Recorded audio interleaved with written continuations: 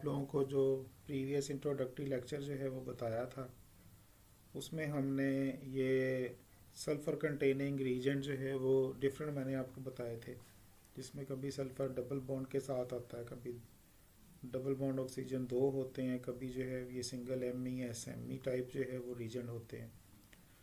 तो सबसे पहले कोई सा भी अगर हम सल्फ़र कंटेनिंग रीजेंट स्टार्ट करें, जैसे फॉर एग्जांपल यहाँ पर हम ये जो सल्फ़र रीजेंट यूज़ कर रहे हैं वो उसके उसमें सल्फ़र के साथ डबल बॉन्ड ऑक्सीजन जो है वो बॉन्ड बना हुआ है। तो इसको हम किसी भी स्ट्रॉन्ग बेस के साथ जब हम ट्रीट करते हैं तो स्ट्रॉन्ग बेस के साथ ये वाले जो प्रोटॉन है एम के, ये एसिडिक इन नेचर है इस डबल बॉन्ड की वजह से। तो यहाँ से एक प्रोटॉन निकलता है, नेगेटिव चार्ज है वो कार्बन पर आ जाता है। ये स्टेबल जो है वो स्ट्रक्चर है क्योंकि इसका रेजोनेटिंग स्ट्रक्चर पॉसिबल है। ये दो इलेक्ट्रॉन कार्बन के नेगेटिव चार्ज अगर यहाँ पर डबल बॉन्ड बनाए तो ऑक्सीजन का ये डबल बॉन्ड टूट जाएगा टुवर्ड्स ऑक्सीजन। इसी तरह से अब लाइट फॉर्मेशन करनी है। ये लाइट फॉर्मेशन भी मैंने आप लोगों को जो है वो बताई थी कि लाइट फॉर्मेशन जो है वो कैसे करते हैं। कोई सा भी sulphur containing region M E और ये एम ई पॉजिटिव बॉन्ड के साथ, उसको जो ये हमने नेगेटिव एनॉइन प्रोड्यूस की है, इस नेगेटिव एनॉइन को अगर हम इसके साथ रख करवाएं तो ये नेगेटिव एनॉइन यहाँ से एक प्रोटॉन जो है निकालेगा। ये तीनों एम ई ग्रुप एक जैसे हैं, यहाँ से एक ग्रुप जो है वो निकालेगा। तो यहाँ पर ये जो है वो CH3 ग्रुप पूरा हो जाएगा और यहाँ पर जो है एम ई पर नेगेटिव चार्ज आ जाएगा। इसने यहाँ से इस एम ई ग्रुप से जो है निकाला है, तो ये लाइट बन गया।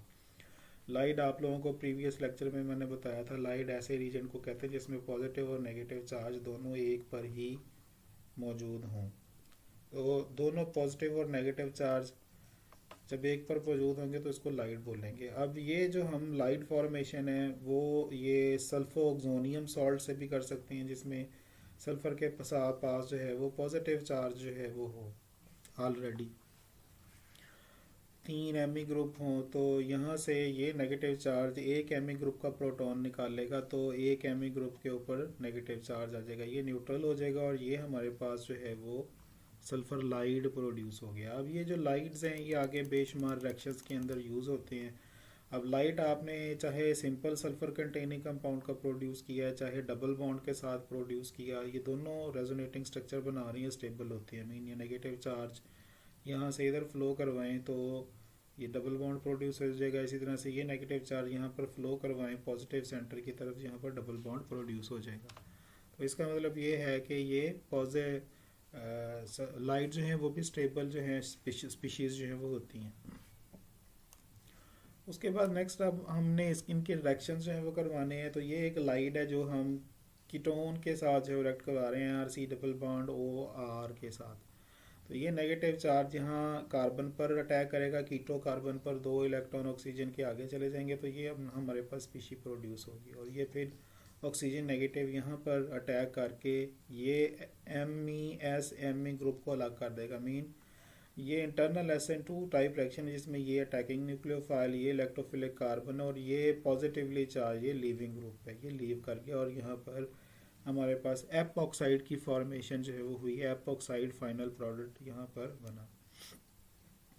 इसी तरह से दूसरा भी हम रीजेंट यूज़ कर सकते हैं जो हमने डबल बॉन्ड के साथ लाइट बनाया है। तो ये भी कीटोन है, ये साइक्लिक कीटोन है। ये नेगेटिव चार्ज यहाँ पर अटैक करेगा कार्बन पर, दो इलेक्ट्रॉन आगे शिफ्ट हो जाएंगे और ये फिर ऑक्सीजन नेगेटिव इस कार्बन पर अटैक करके ये इतना लीविंग ग्रुप, ये वाला यहाँ से ये लीविंग ग्रुप बाहर निकाल देगा। तो यहाँ पर भी एपॉक्साइड फॉर्मेशन जो है वो होगी।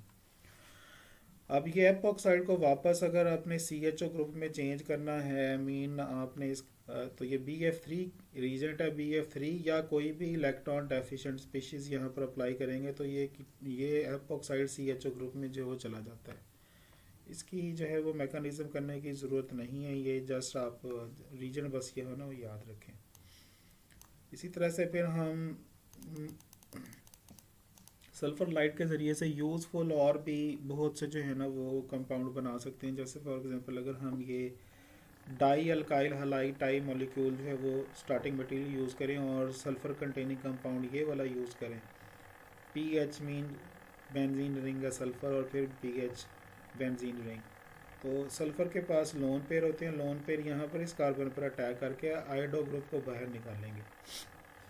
अब यहाँ पर वो अटैक उसने इसलिए किया है कि यहाँ पर अगर अटैक हो तो आयोडो ग्रुप लार्ज साइज़ का होता है, तो लार्ज साइज़ के होने की वजह से आसानी के साथ वो लीव कर जाएगा।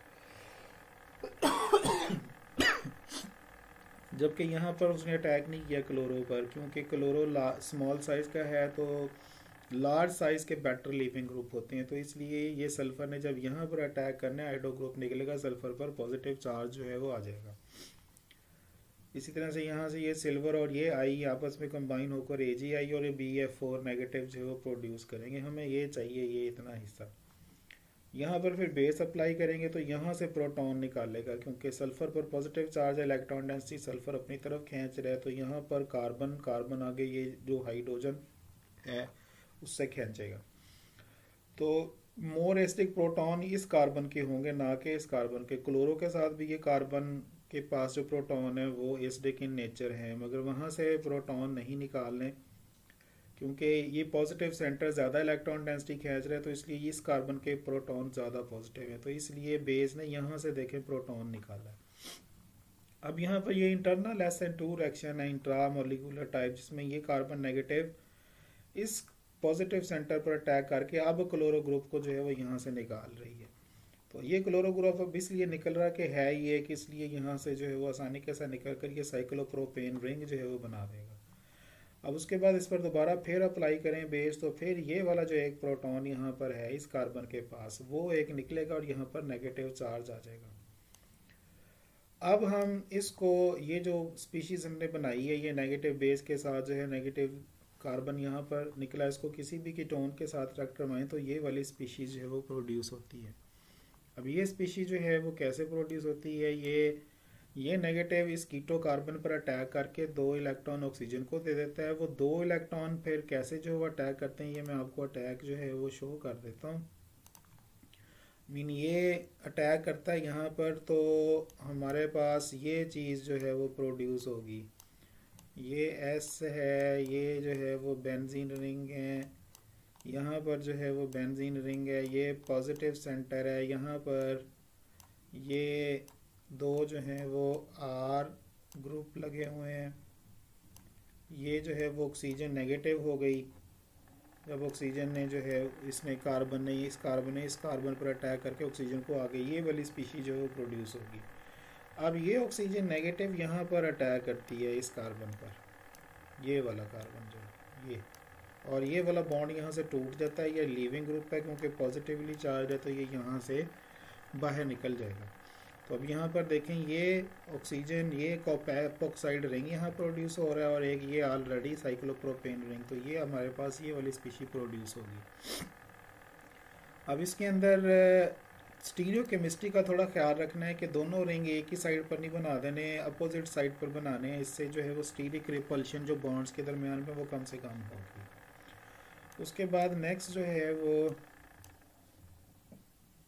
हमारे पास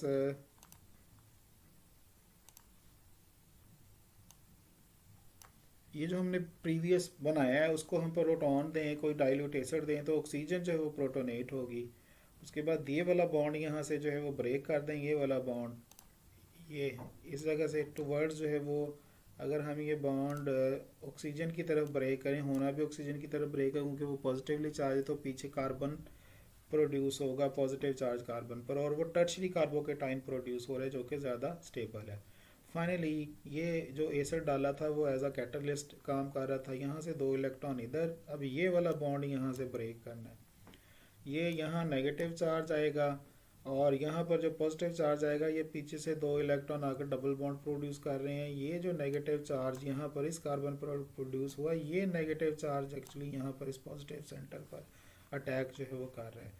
तो यहाँ पर देखेंगे 1 2 और ये जो है ना, ये सॉरी यहाँ से स्टार्ट करेंगे 1 2 3 और ये 4 मेंबर रिंग यहाँ पर जो है वो प्रोड्यूस हो रहा है। इस 4 मेंबर रिंग को अगर हम जो है वो H2O2 हाइड्रोजन परऑक्साइड और बेस की कम्बिनेशन के साथ जो ट्रीट करें तो एक ऑक्सीजन यहाँ पर जो है ना वो इंसर्ट हो जाती है। मीन इस रिंग की ऑक्सीडेशन जो है वो पॉसिबल है।